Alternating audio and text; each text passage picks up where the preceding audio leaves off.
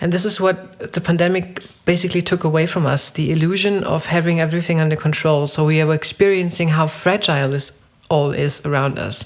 And this is terrifying. This is super terrifying, like in the beginning. And it takes a while to get used to that. Why should companies celebrate mistakes? And what can they do to make their employees more resilient? How does our brain react when we step out of our comfort zone? And how can we use the future to create our present? Today I'm talking to Rike Pätzold, an uncertainty expert who supports companies and managers on their way to deal with the unknown. But isn't it a paradox to be an expert for not knowing?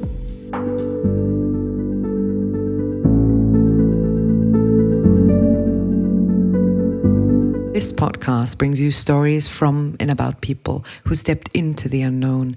Stories about fear, uncertainty, the illusion of security, or I don't know.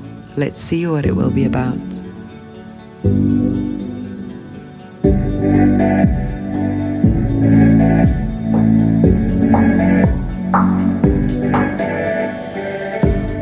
My name is Katharina Bayer, and I will host you on this journey into the unknown.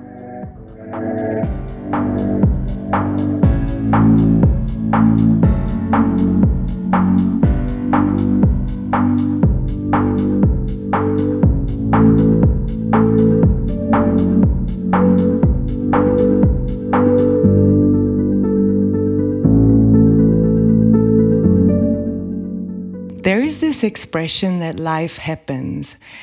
And whenever I look around, I see that people want to control life. They want to control the present.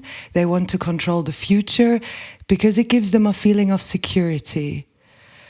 Can we actually control, or why do we try it? It's very, very difficult to control. So it's the things you can control, they're very limited. The thing is, we don't really learn how to create security from inside out. So we try to control everything in the outside or on the outside. And that gives us the illusion of control. But it's not really, it's really an illusion. You don't have that much under control, like very little. So is there any possibility that I can control something, or is it always an illusion?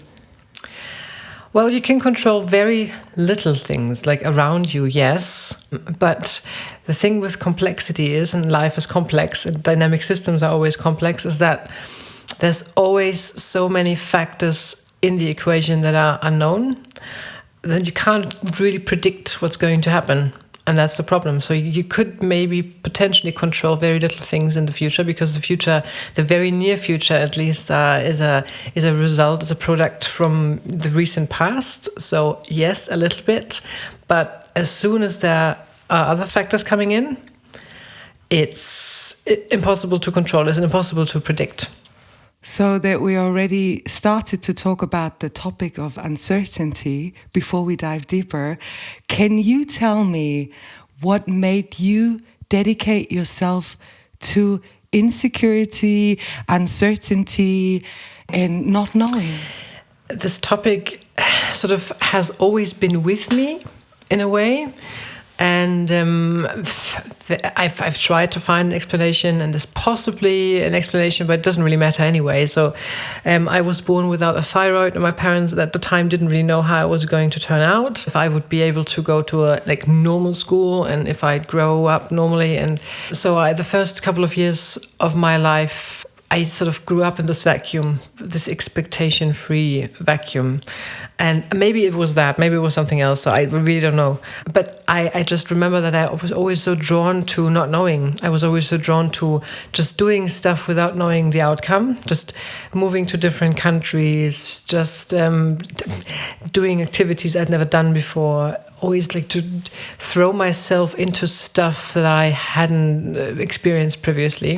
And I was like a junkie, a uncertainty junkie. I was so obsessed with this thrill, this feeling of, wow, I don't know, everything is open, everything can happen.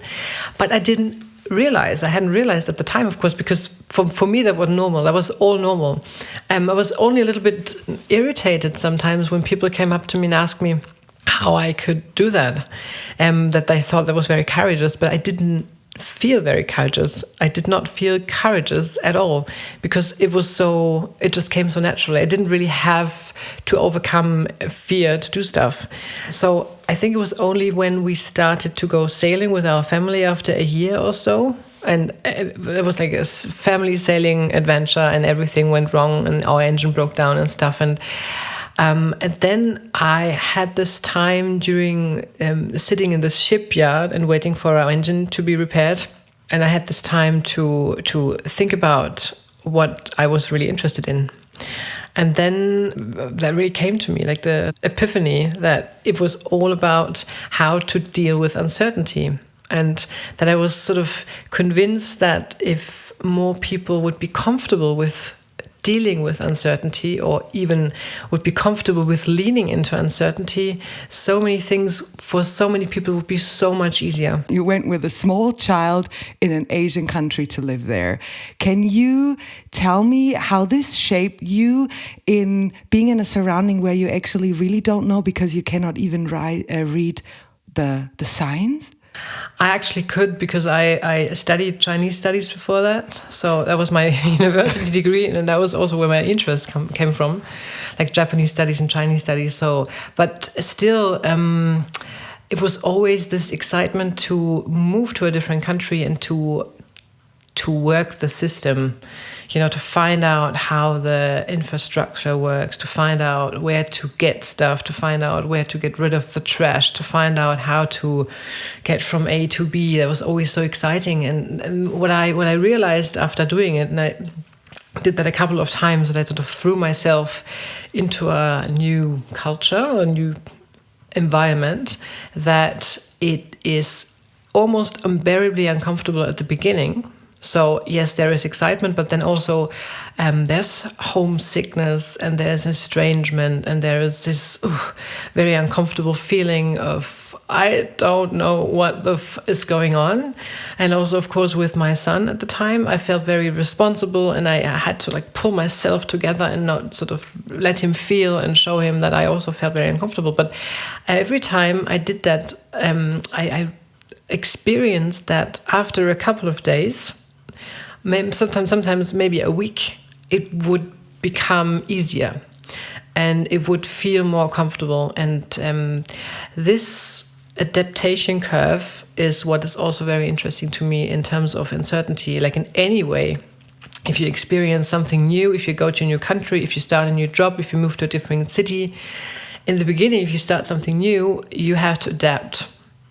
And just that takes a while. And after doing that a couple of times, I just have this trust, I just have this faith that it just takes some time and it will always be easier after a while. Let's come back to the first question I had about controlling. When I talk to friends during Corona, they said, everything is so uncertain now. Everything, we don't know what happens. And I said to them, but it was an illusion before that we had security. Of course, maybe it's more on the surface now, but it was always an illusion. Why do you think that for some people, security is so important, and this is why they want to hold on to something that they know? Well, first of all, I completely agree with you that that's sort of my point of view, that the certainty is an illusion, has always been an illusion, and this pandemic just showed what's been there already and always. Then I think that the feeling of security is important to everyone. The thing is just, how do I obtain security? How do I get it? Do I get it by trying to control the outside factors, which is virtually impossible in a complex world? Or do I get it from the inside? Can I sort of create this feeling of security by developing certain strategies, by having a specific attitude, or like a result-open attitude? There's things like serendipity and also emergence. If I can open myself up to that, I could create the security without having everything under control outside. And this is what the pandemic basically took away from us, the illusion of having everything under control. So we are experiencing how fragile this all is around us. And this is terrifying. This is super terrifying, like in the beginning. It takes a while to get used to that. So you already started to explain what else you can do, not controlling, but there's certain things you can do.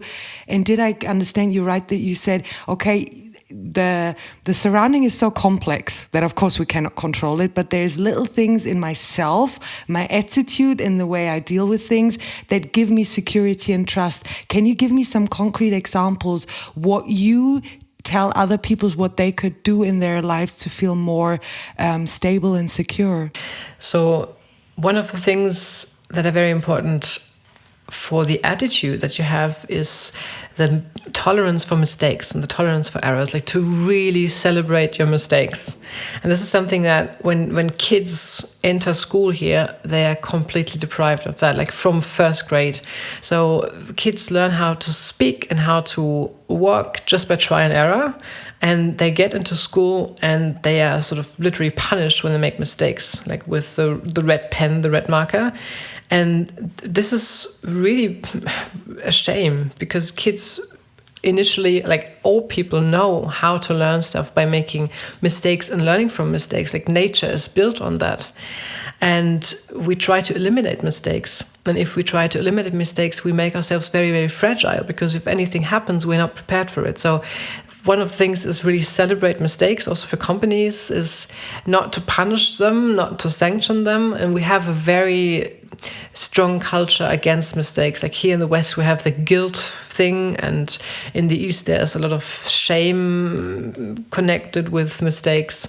Another thing is to be as open as possible for different outcomes. So there is a management theory or like a, what's it called? Like decision-making theory. It's called effectuation. And in effectuation, you have like principles. And one of the principles is the principle lemonade. So it's really, if life gives you lemons, make lemonade. And the idea behind that is if something happens that's not planned, instead of being angry about it or frustrated or disappointed, take it, like literally take it in your hand and look at it and try to find something that is maybe positive in that. So not only have this view that, oh dear, this is not, that didn't go as planned, that went completely wrong, it's like a huge screw up. So instead look at it, and if maybe there's something inside that experience that teaches you something, that maybe there's an experience in it that can help you, maybe there's something else in it. So that's one of the things, yeah. When you said, okay, let's have a celebration of errors or mistakes. So you accompany companies and you consult them, and I imagine you work in a company, you make a big mistake, you lose a customer, or there's really a lot of money involved. And then you come and say, create a culture of embracing errors. Can you give us examples how companies can really install such a culture? And is there like a limit? It goes until 100,000 euros and then we don't celebrate it anymore. How can we live it really in a company? And that's a very interesting question, because the thing is, if we suppress mistakes for a while, then big mistakes happen. And that's the concept also of antifragility. So antifragility says that not only are you not going to break if you make a mistake, but you're going to grow from mistakes, or you're going to grow from disturbances or disruptions. So if you foster a culture of antifragility, meaning like to celebrate the little mistakes all the time and to allow the system to, and that's the thing, your company also, the same as nature, is a system. It's a living system. It's like an organic system. And if you allow the system to become more and more anti-fragile by allowing it to make small mistakes, it will be more and more adaptive. And then you actually prevent them from making the big mistakes. And you can see this in economy, like the financial crisis 2008. It was the same thing. You are sort of trying to erase mistakes before that. And that makes the whole system super fragile. And what then happens is if there's one thing, one disruption, the whole thing crashes. But instead, if you allow this whole system, like in nature, to make smaller mistakes and to learn from them, then you prevent these big mistakes from happening. So that means, in other words, when you go in a company, you show them to slowly like celebrate smaller things. So you prepare them, and then the idea is that not the big mistakes will happen anymore. Yes, because you make the people learn if they are allowed to make the mistakes. If they are allowed to make the mistakes, they will consequently also be encouraged. That's the thing. You have to encourage them to look at the mistakes and to learn from them, and also to share what they learned with the others. So you really have a culture of making mistakes, learning from the mistakes, sharing your learnings, discussing that, and then you make your whole company, your whole system a lot more resilient. You make it a lot more anti-fragile. So you don't have an employee of the month, but a mistake of the month. For example, it could be anything, yeah. Like really, also it's the same with kids also in the school. So if they bring home bad grades, instead of punishing them or sanctioning them by giving them more homework, you go and celebrate with them.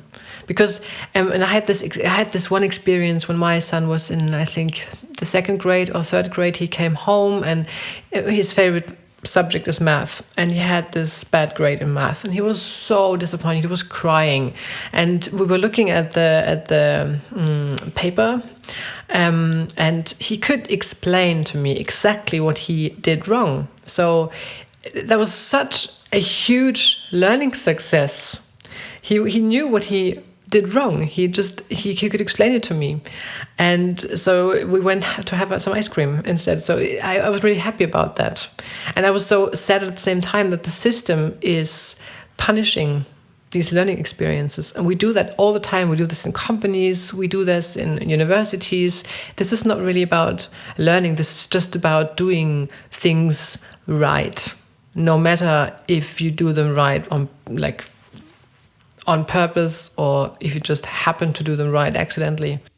So with the celebration, it comes also a reflective state. Also in the companies, this is what I understood. Yes, you have to reflect on them. You make the mistakes, you talk about them, you reflect, you share your learnings, and then that what makes the whole system more resilient. You already introduced this concept of antifragility.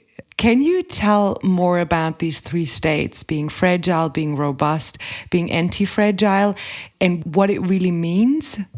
So the economist Nicholas Taleb, who also wrote, I think it was even before 2008, maybe, The Black Swan, he developed this concept of antifragility, anti-fragile. This is like an art word, say a word that he created, because he was thinking about what would be the opposite of fragile. And he came up with, well, it's not really robust, it's not really stable, because if something is stable, it's just not going to break.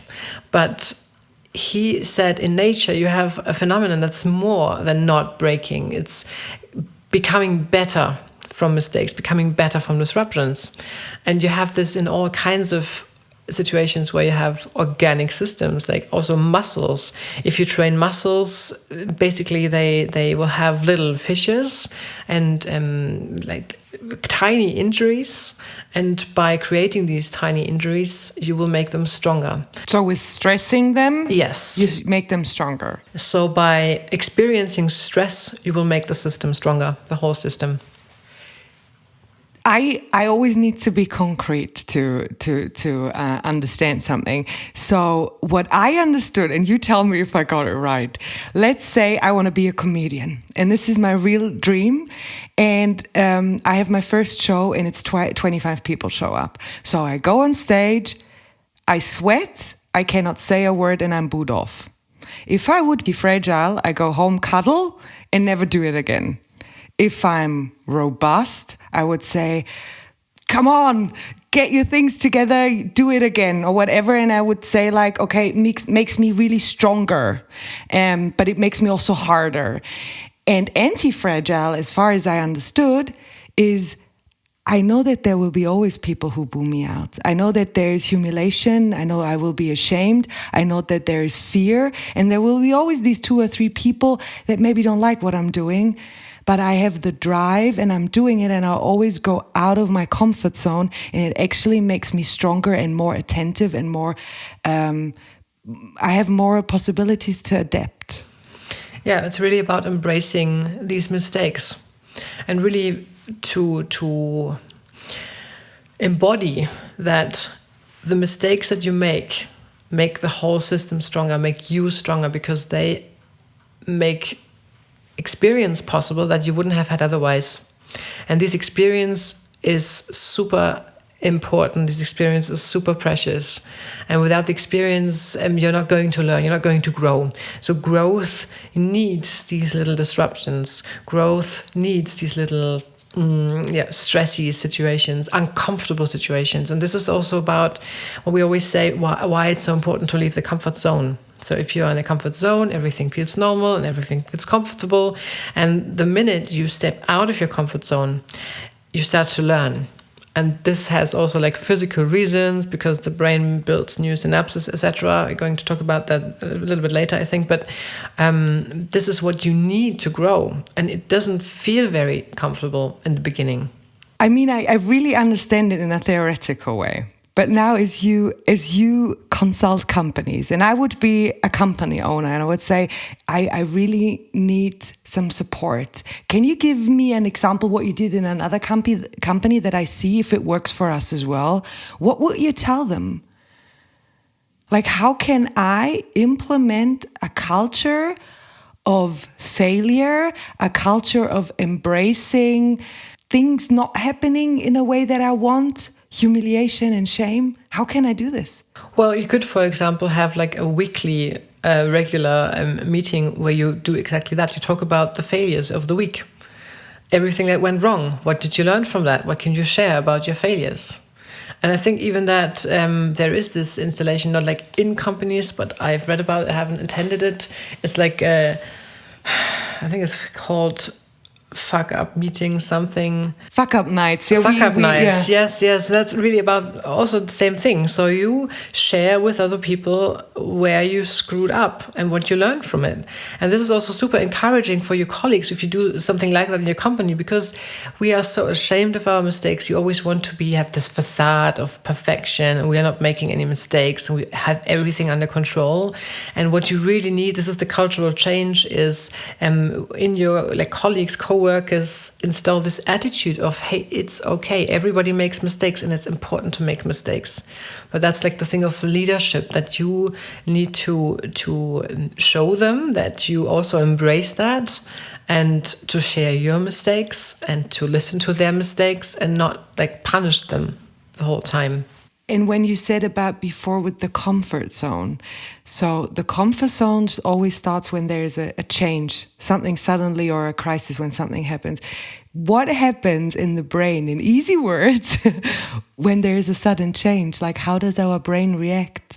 I'm not a neurologist, but as far as I researched and understood, is what happens is that normally, if everything is like normal, if we're in a comfort zone, a lot what our brain does is automated.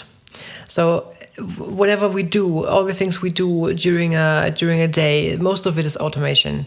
If we drive a car, if we take the different, if you take the same route to our work every morning, if we brush our teeth, all these things, they're all automated. The minute we do it differently, there is our brain has to do something new. It has to build new connections between the neurons. They are called synapses. It has to build new synapses, or it has to sort of strengthen synapses that are very rarely used, and that takes energy. And our brain is super efficient. Our brain already needs like 20% of all our physical energy of our body if it's not doing anything. So, and it's a very smart thing, this brain. So it tries to be efficient as possible, and not use energy that it could as well save. So what is happening is that whenever we induce change, whenever we want to do something differently, we have this resistance. It sort of tells us to just not do it, don't do it, just do it the way you've always done it, and just that costs more energy than it's needed, and that's why it feels uncomfortable. That's what we experience as this feeling when we do something differently. And you can try this if you, like tomorrow morning or tonight, brush your teeth with the other hand. And the first time you do it, like most people have this one hand, they always brush their teeth. Some people are comfortable with both. So the first time you do it, you might experience exactly that. It's like, no, my teeth won't get clean. This is really annoying. I'm going to stop that. And if you overcome that resistance, if you do this for a couple of days, you realize that after a while, you get used to it. And this is because your brain has built these new synapses. That it also can use for other things, I guess. Yeah, and you can practice that. It's really a physical thing. So if you want to be more comfortable with change, and if you want to be to make your brain be more open for change and new stuff, you could practice by doing that, by doing things differently, by taking a different route to work in the morning, by brushing your teeth with the other hand, by just making these little changes, physical changes sometimes even. And this is what your brain, what makes your brain more, so this is word neuroplasticity. It makes it more flexible, makes it more like bendable.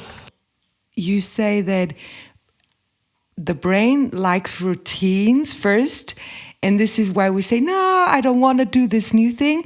But in the end, the brain only can develop and open for things if you try to, let's say, challenges also with little things daily. Yeah, and this is apparently also what research shows, what helps if you're like in an older age, prevent you develop diseases like dementia and Alzheimer, like to keep your brain flexible, to keep up the neuroplasticity of your brain, and always do new things. Like it can be a little thing, doesn't have to be a big thing, just little things. I try to translate this now when we come back to uncertainty. So it means there is a quality of facing things that I don't know. What are these qualities? Like what is the most striking things for you, why you would say to other people, hey, try it out more because you get this and that? I love the idea of serendipity. Serendipity means to accidentally find something, like luckily find something. Take Columbus, for example. Columbus, who apparently allegedly discovered America, he was wrong. He was basically completely, entirely off. Like the whole math was off. It was a reason why he did not really get funding before he came to Spain. And it was a very desperate queen who needed a seaway to India, and he could convince her. But he was completely off. Like when he would have been, if there wouldn't have been America in his way, they would all have died a very, very terrible death. So what happened to him was he went into the unknown, and he was even completely wrong, but he sort of stumbled across this continent. And this is serendipity. If you don't go into the unknown, this is not going to happen to you. So if you always try to control something, you could compare this to like being in a tunnel. Yeah, you're in a tunnel and you just, exactly where to go. And you have this place at the end of the tunnel. And what you don't do if you are inside this tunnel, you don't really look right or left what's also on the way. And that's a little bit similar to driving only with the GPS instead of using a map. Because if you have like this road map, you can see, oh, wow, this is an interesting place here. Or look, there's a lake, or maybe there's a mountain. Let's check that out. But if you just drive with the GPS guiding you, you're not going to see these things. You're not going to find these things. So it makes it a lot more interesting. It makes life a lot more interesting if you are open. So things can happen to you. Serendipity, for example, could happen to you. But when you say things can happen to me, if I would be a person who doesn't trust a lot, I would say, but if anything can happen, everything can happen. Shouldn't I stay at home and stay secure? Yeah, that's the attitude what I was talking about before. So if anything can happen, anything can happen. Yes, but it's not only bad; it's also very good.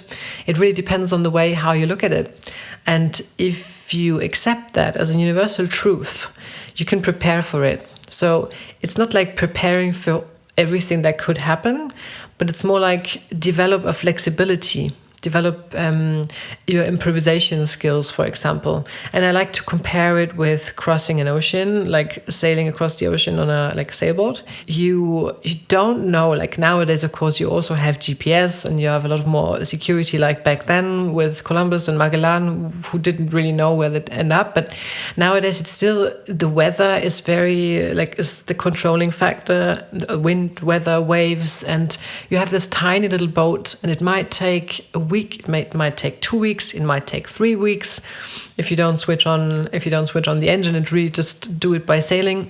So you need to be prepared for that. You, on the one hand, need to be prepared in a way that you have enough food, you have enough tools, you have enough spare parts. You can't just go out to a supermarket if you are a week out of the Atlantic to get something. So you have to have everything there to be able to survive. But it's a very limited space at the same time. And if you make the boat too full, you will be you will be too heavy in the first place, and you might not sink. But if there is strong wind, the flexibility is gone, and this can be very dangerous. And you could transport this directly to your life, because if you make yourself too inflexible and too heavy by hoarding, 200 packets of toilet paper and I don't know what, you're also not very flexible. But if you always have this in mind, like if anything can happen, anything can happen. And what do I need in every situation to be okay? Then that's a completely different mindset. Yeah, it's also to look at what you have. Not only, we are so prone to always look at what we don't have that we forget what we do already have. And if we make this visible, like I have, for example, I might have an apartment that I own even, or I might have a family background, I might have friends. And this is not only about material things. This is not only about the money you have in your bank account. This is also about the connections that you have. This is also about the skills that you have. And you can foster that. You can foster, like in good times, you can foster your connections. You can foster your relationships. You can foster your skills, like something you've always been interested in, and that you always deemed not very useful. Yeah, like for me, it was always the language teaching, because I have this background in Chinese studies, and I always knew I didn't want to be a language teacher. But over the last couple of years, I just kept up always like a couple of hours per week where I teach some languages. And this is something I can always do, because it's super easy. I can do it like I did also a half year ago, because also many of my workshops, of course, were cancelled. So I started just virtually over the internet, start teaching Chinese again. So I said before, if everything can happen, everything can happen. But you transformed it in a way and said, if everything can happen, everything is possible. Is this really your attitude to life? Yeah, I guess it is. It was always the way, like when I sort of imagined something, like living in Taiwan, or also now the thing with the boat, I always thought, yeah, why not? This is like my attitude to life is, why not? Why not just try it? Why not just do it? It's also the thing with why I'd say I'm an agnostic, like I'm not an atheist, but I would not say I believe in God, but it's more like, why not? We don't know. We just don't know what's out there. We just don't know what happens after we're dead. Like all these things we don't know. And I'm very, very drawn to the unknown. And this is what I'd say to everything is, why not? Why not try this? Why not do that? Why would it not be possible? You just stay open to whatever happens. Yeah. You consult companies about insecurity, unknown, uncertainty. But when I get an advice from somebody or somebody consults me, this gives me a bit of security. Isn't it a paradox that you consult people that they feel more secure in not being secure? It is a paradox, and it was super difficult. And actually, it really just started to really be interesting to companies now after the pandemic hit. And before that, I've been talking about it and writing about that and giving interviews about that for, I think now, almost 3 years. And people also in companies, managers were interested, it was exotic, but they did not really, they didn't really want to deal with it or be consulted in it. They'd always ask me, like, for example, how do I work? And I work result open. So I cannot promise them any results because that's the thing, that's the paradox, because it's open. And that to them was super scary. And one of the reactions I sometimes got was, yeah, that's a very interesting topic, but we don't need it right now. We have everything under control. And this is like when I thought, yeah, but that's the problem. The minute you think, the second you think you have everything under control, you have a problem. You already have a problem. But this, I couldn't really transport that. That only really started now in March, April. So that means Corona was a pusher and a booster for you and translated what you wanted to teach them. Yeah, actually, for me personally, I have to be grateful. Like, maybe not in the beginning in an economic way, because everything, of course, also for me was cancelled. And I did not know what was going to happen. But I very soon realized that this topic now became more and more relevant. And I'm really grateful for that, not only for my sake, but this is like something I'm so deeply convinced that we need this skill in our complex world. We just need to be able to deal with uncertainty. We need to be able to grasp complexity also. Like most people don't really understand the difference between complicated and complex, for example. So what does it mean? And this pandemic gave this huge opportunity to develop a deeper understanding of how our world works, away from this mechanistic thinking of cause and relation to a more non-linear dynamic system. And this is organic, this is life. And I think we really need to have a different attitude to it, a different mindset to deal with these disruptions. During Corona, the words of ambiguity, complexity, volatility were far more in the media than ever. And you coach managers.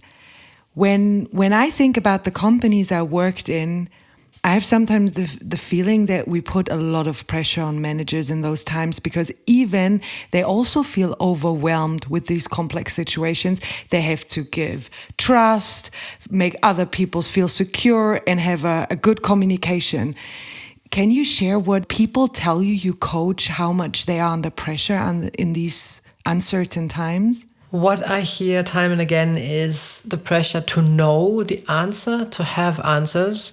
And this is also something I'm very passionate about, is fostering a culture of not knowing, of being okay with saying, I don't know. And we don't know so much, like so much that there's unknowable even. And we are so obsessed with being right. And this is also something what I observe very, very strongly right now in the whole discussion of Corona and how the government is dealing with it and people going to Berlin and demonstrating, etc., etc. And the impression is I have that like both sides, if you could say that, they're all very obsessed with being right. Whereas I think if we could open up to each other and share that we feel uncomfortable, that it makes us so uncomfortable to not know, and that's the case on both sides, we would have like a common ground to talk about that. But instead, everybody's like trying to find scientific proof that they are right. But science doesn't work like that, especially if like it's a new thing like COVID-19. It's just a new virus. We don't understand it yet so much, and we have new findings every week basically. And whatever you believe, whatever you think, you will always find proof that you're right if you just look at the facts. If you look at the statistics, you have it both ways. And where I really think is the one way out would be also for managers to be able to say, I don't know. Also to let co-workers know that they are needed. They need their creativity. So you need like these things. You need to be able to foster creativity. You also need to be able to foster the conditions for emergence, so your co-workers come up with solutions. You know, all these questions I'm asking you, while you were talking, I was thinking, isn't this paradox as well? I want to get deeper into the topic of not knowing. So I'll ask experts like you if you can explain it to me that I know. But this would also not be open to the concept of not knowing. I mean, what would this mean for companies and for managers that I stay open to I don't know? That's the thing. I don't know what it would mean. That's the thing. It's really open. And what you just talked about, yes, it's a paradox. I love paradoxes because they're I not... see. Yeah. It's similar to maybe also the tolerance paradox, that tolerance means to be tolerant of everything except intolerance. And it's the thing with the unknowing. So if you realize, that's what Socrates also said, that I know that I don't know.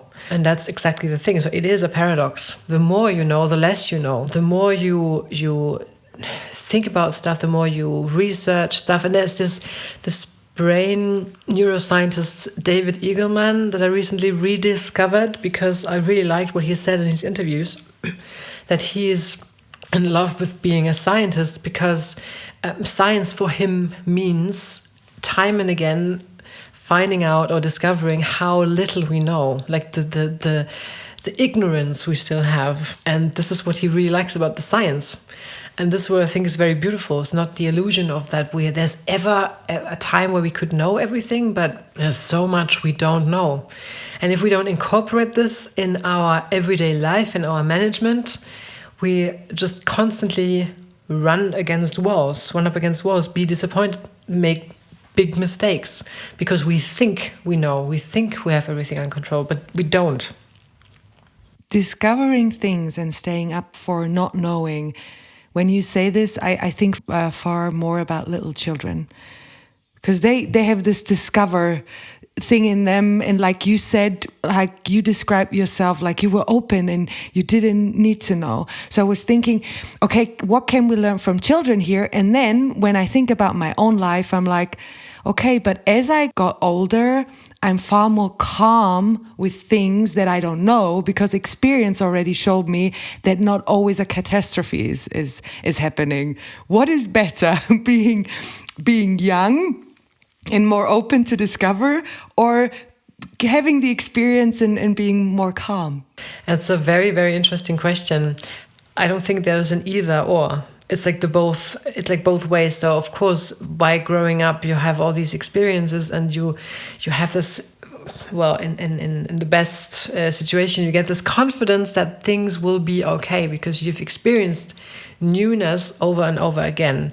And I had this conversation with a friend yesterday whose son is 20 and about to move out and to go to a different city and study at university, and who's super, like the son is super nervous and scared. And we were talking about, yes, because that's the first time he actually has now this experience. But after growing up and having had this experience a couple of times, you know this is going to be uncomfortable for a while, but then it's going to get better. So yes, on the one hand you have this experience, but if you are able to still sort of keep some of the features of childhood, the openness, the curiosity, the sort of confidence in, if I make a mistake, if I fall, I just get up again. The shamelessness also. If you are able to keep that, combine it with the experience of being an adult, then it's a pretty good tool set for uncertainty, I'd say. And one of the things you also said before about managers, how could they be more also successful in what they're doing in uncertainty, is really to realize that it's not even not possible to know all the answers, especially it's not possible to go it alone. So what we also need in complexity are different perspectives. So you need your team, you need your coworkers, you need your colleagues, you need these different perspectives, and really ask these questions, really foster an environment for creativity, and see what the perspectives of the other people are. There is this big thing about job security. You know, you're self-employed, but there are a lot of people who are employed. And security means for them knowing that they have still work, they still have earning. Do you think it's the duty of a company to make their employees feel safe? I would say not so much, really. I actually think it's like everybody's responsibility to create the security and safety. The problem is that as soon as you give this illusion that you could give the security, of course, then the shit hits the fan as soon as you have like a pandemic, for example, because then it becomes obvious that you can never guarantee something like that.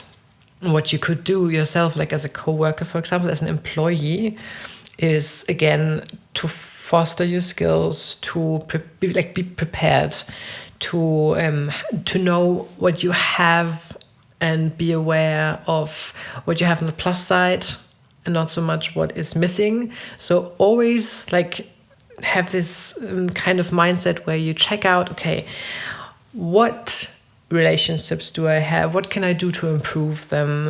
Are there any skills I could improve or practice that might help me if there's ever the case that I get fired, lose my job? So sort of not be in a bad way, like worried all the time. This is not what I'm postulating here. It's more like play with different possibilities. And this is also what I'm very passionate about, because when I think about future, for example, and we have these future think tanks, then we have a very, very narrow mindset of prediction. And we look at them, we want them to tell us what's going to happen. Just like the crystal ball thing. What I would suggest instead is play with the different futures that are possible and just sort of imagine what is the favorable version of, like, what's the favorite version of future that would like to happen, and what does it mean for you in the present? What would you have to do for this to happen? But also try to imagine not so favorable futures and just check out, so how would I be hypothetically, how would I be prepared for that? And this makes also our society much more flexible. So the pandemic, for example, wasn't very unlikely. Actually, it was very likely to happen. But we hadn't really played with this whole thing. We hadn't really imagined it. So the imagination for us people is super strong. And if we imagine things, if we anticipate things, and this is also called futures literacy, to use the future to create also our present. And if we do that, we are much more prepared. And this is also something that you can do in a company. Like you can play with various futures and also help coworkers, help colleagues to develop a creativity towards the future, and to be more resilient if something unexpected happens. This is what I wanted to say. Isn't this a way to stay resilient? That you just play with these things. Like I play with brushing my teeth with the other hand, and I just give it a try, that if I break my hand one day, I already tried it once before and it doesn't make me so insecure anymore, yeah? Yeah, and this is what I strongly believe in. Like, instead of making a promise as a company that you can't keep, maybe, and support your employees, support the people in your company in becoming more like uncertainty tolerant, for example, in being more creative, in being better at improvisation. For example, improv theater is a great way to practice, to be more open for various outcomes. And if you offer that, if you give them like training in that, workshops in that, if you foster a completely different culture regarding mistakes, these are all things that would actually help, instead of giving this maybe false promise of keeping them safe. Or you just do what you do. You go to it's called blue water sailing. Is this correct? I had to Google what blue water sailing means, and what I understand is you don't drop an anchor. You just, for days and days, you're out in the ocean. Yeah, blue water sailing really is like different to coastal sailing, because you can, of course, just sail along the coast and every night drop the anchor somewhere. And blue water sailing is like ocean sailing, basically. What I really like with the sailing, there's a different term that I think a German consultant, I'm not sure what he actually did, but it's Gunther Schmidt, and he coined the term Polynesian sailing. And I love that, because the Polynesians back then, like, miraculously crossed the Pacific without any instruments, without compass even. They just used intuition, and they just used that's a lot actually. They used the knowledge of the world around them. They used what they experience with clouds, the experience with current, the experience with the sea creatures, because they sort of knew what it meant if there was a certain school of dolphins in that area. So they would read their environment and at the same time have this inner compass, this certainty, and this is how they arrived in all these tiny little islands in the South Pacific. And this is so, if you've ever been in a sailboat and crossed a bigger pond, and even maybe without navigation tried to actually find an island in the vastness of the ocean, you get this understanding of what an achievement that was for them to find these tiny green dots in the vast blue ocean. You already crossed the Atlantic 2 times, both times with your children? The first time was with the whole family, and the second time they didn't want to come. Well, the kids didn't want to come again because they thought it was very boring, actually. So no great weather changes or big crises that happened there? Not many, but the biggest problem, I guess, was there was not the lack of crises, but the lack of Netflix. And the lack of internet and WhatsApp was just the reality of 21st century teenagers, is that it's super important to always stay connected. The first Atlantic crossing from Cape Verde to the Caribbean was actually really pretty uneventful, except for one thing where my boyfriend had to climb up the mast because of some little disaster. That was quite exciting, but except for that, it was very uneventful. So every day was the same. You had the sunrise, it's the sunset, you had the shifts. Everybody had a shift on board because you always have to look out. You can't, you don't stop at night. You have to go 24/7. And it can be a little bit exhausting also because you never really sleep more than 4 hours at a time. And I find I love this. I really love this, being out in the ocean and just have this time to think about stuff, to read books, to listen to music, and to just look at the horizon the whole day.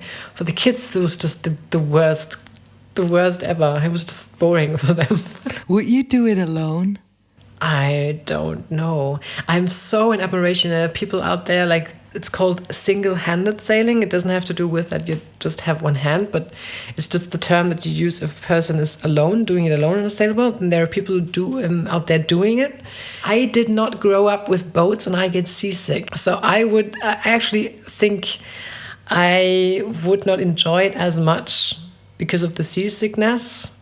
And also because I'm not that a confident sailor as, for example, my boyfriend is, or other people are.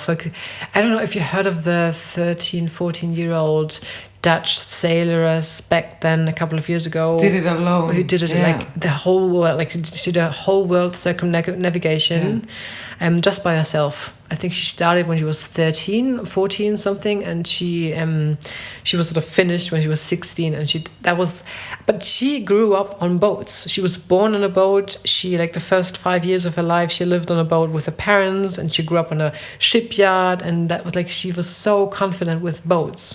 And that's something I completely lack. Isn't this a metaphor that, of course, she had this trust that she could do it, this ability, but she still then went out of her comfort zone and did it alone and didn't know what happens? Yes. Yeah, absolutely. And this is a trust and a faith that you sort of need, that everything will always continue somehow. So even if you have a really crappy situation and you think this is the end and this is just so terrible, you don't know how life is going to go on, it's always going to go on somehow. So we come to the end of the interview, and I always end the interview with 3 questions. What is currently your biggest fear? I think my biggest fear, globally, would be that we don't use this opportunity to change things, because I believe the pandemic, as hard as it had been on many people, is also a very, very big chance for us to understand that things work differently. And if we don't use this now, that would be my biggest worry, that we go back to how things were before, and go back to how things were before we changed stuff. This is like my biggest worry about the world, about myself personally. I don't really have any bigger fear. Like, of course, like always, to lose someone important, that's one of the biggest fears, because I know this could happen anytime, any minute. You can't control it really, and this is like one of the most terrible things that could happen, definitely. This is where we want to control, because we don't want these things to happen. I guess. But you can't. That's the problem. What are you currently doing that you don't know how it will turn out?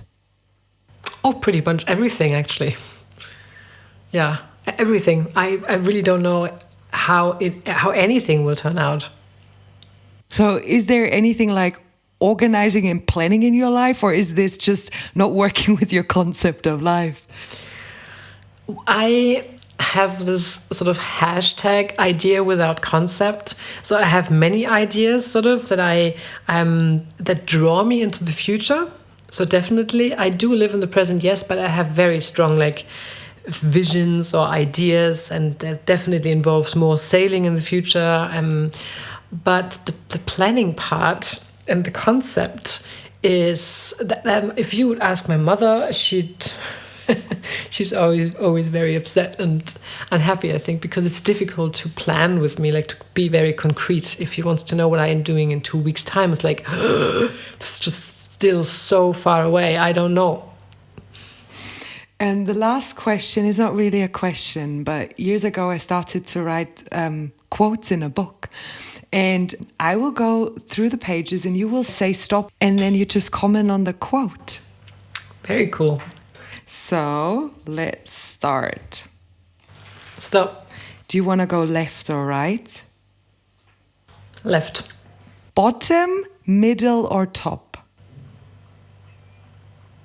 Bottom. Be the energy you want to attract. I guess that goes back to what you said before, that when you said if anything can happen, anything can happen. And you could understand that in a threatening way. But then again, you could also understand this as a, wow, everything is also possible. And I guess this is quite fitting, because then you attract a different energy. Thank you for this interview. Thank you for having me.